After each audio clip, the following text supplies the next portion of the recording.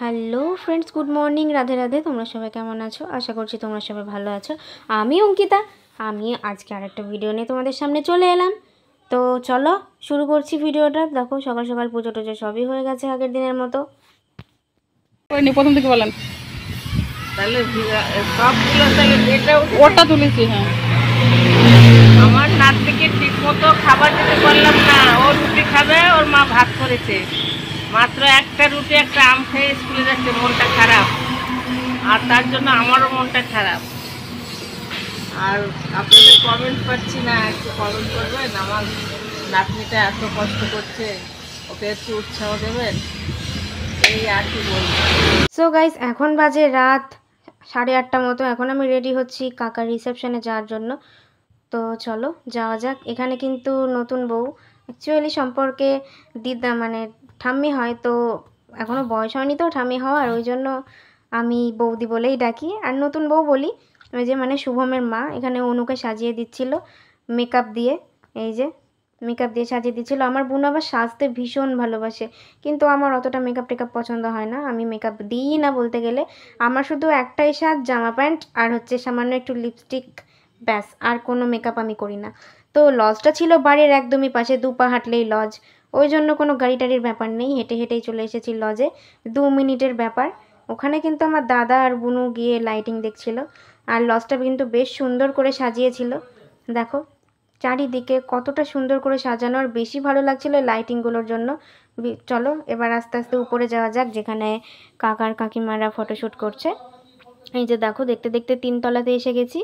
আর 3 তলার ডেকোরেশনটাও কিন্তু বেশ সুন্দর হয়েছিল। ওখানে বেশ লাইটিং টাইটিং দেওয়া হয়েছে, অ্যান্ড কন্যাযাত্রীর বসার জন্য জায়গাও করা হয়ে গেছে। তো চলো, কাকিমাকে তো দেখানোর সুযোগই পেলাম না তোমাদেরকে। কি করব, প্রচণ্ড ভিড় ছিল। তো চলো বাইরে চলে আসি, কয়েকটা ফুচকা খেতে হবে। তার আগে চলো বাইরেটা একটু ঘুরে নিই। আর ওই যে ওই ঘরটাতে হচ্ছে খাওয়া দাওয়া। তো চলো, ফুচকায় তো চান্স পেলামই না। এই যে এবার চলো একটু নাচই দেখিয়ে দিই তোমাদের। যদিও এখানে আমি নাচিনি, কারণ ভিডিওটা আমি করছিলাম। আর আমি নাচ করব, ভিডিও কে ধরে দেবে? ওখানে তো ভিডিও ধরে দেওয়ার কেউ ছিল না, সবাই খেতে বসেছিল। আর শনিবার ছিল বলে আমি কিন্তু ভোজ খাইনি, আমি জাস্ট কয়েকটা ফুচকা খেয়েছিলাম। তো ফুচকার ওখানে আবার অতিরিক্ত মারাত্মক ভিড় বলে ফোনটাও বার করতে পারিনি। কখন চুরি হয়ে যায় বলা যায়।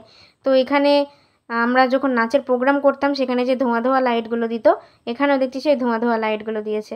এখানে আমি একা একা আসতে একটু ভয় পাচ্ছিলাম, ওই জন্য ভাইপোকে নিয়ে এলাম। বললাম চল আমার সাথে একটু বাইরে নাচ দেখে আসি। বললো হ্যাঁ পিসি চল। তো ওকে সাথে নিয়ে আসলাম। এখানে দেখো সবাই মিলে কত নাচ। এখানে কয়েকজন চেনা পরিচিত ছিল, বনু হয়। তার আমার হাত ধরে টানছিল যে দিদি আসো নাচ করবা।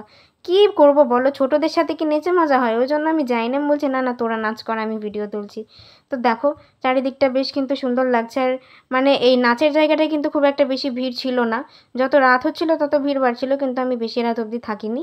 আমি 8টার দিকে গেছিলাম, দিয়ে আবার 10টার দিকে চলে এসেছিলাম। এই যে এখানে আমার চাঁদ বদন মুখটা একটু দেখিয়ে দিলাম। সো গাইজ, এই যে এই ফটোটা তোমাদের দিয়ে দিলাম। এখানে কিন্তু আমার বোনও আছে। তো গাইজ, আমাকে কেমন লাগছিল শর্ট ড্রেসটা পরে অবশ্যই কিন্তু তোমরা জানিও। আমি কিন্তু 1 বছর মানে অনেক দিনই হয়ে গেল শর্ট ড্রেস পরি না।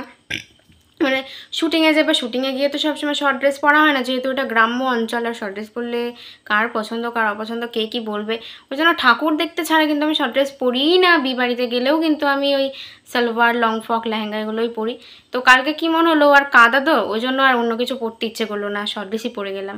তো আমাকে কেমন লাগছিলো অবশ্যই জানিও। আর অতিরিক্ত ভিড় ছিল বিয়েবাড়ি, যার জন্য তোমাদেরকে আমি এটা দেখাতে পারলাম না। তো আমি তোমাদের কাকু কাকিমার ফটো দিয়ে দিচ্ছি, তোমরা সেখান থেকে দেখে নিও। তো চলো গাইজ, ভিডিওটা কেমন লাগলো অবশ্যই জানিও। ভালো লাগলে লাইক কমেন্ট শেয়ার করে দিও। আর চ্যানেলে নতুন হয়ে থাকলে অবশ্যই সাবস্ক্রাইব করে দিও। নিজেদের টেক কেয়ার করো, সবাই ভালো থেকো, সুস্থ থেকো, সাবধানে থেকো। Bye bye.